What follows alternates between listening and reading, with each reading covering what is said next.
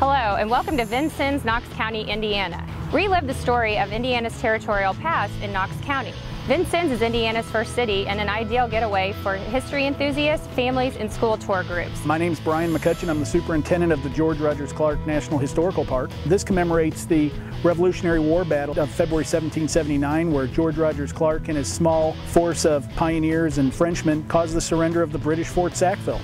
The neoclassic memorial behind me is the crowning feature, and it's known as one of the only memorials of its type outside of Washington, D.C., and it's definitely a piece of beauty that could easily fit right in on the mall in Washington, D.C. I want to tell you about our event that we have in Memorial Day weekend. It's a living history event with about 500 reenactors. It's a Revolutionary War event. About 20,000 visitors come. We have Revolutionary War battle reenactments, we have vendors, we have food booths of the era. The sights, smells, and sounds of the 18th century come alive.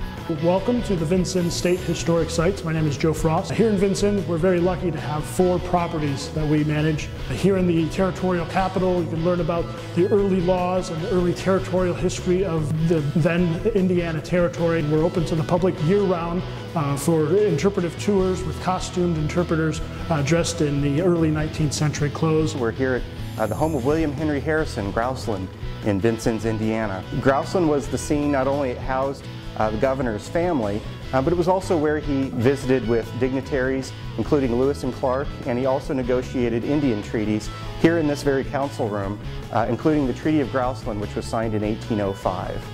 Our showcase of historic sites also include the Indiana Military Museum, the Old Cathedral, Indiana's first church, and the Old French House. We hope you'll visit us soon.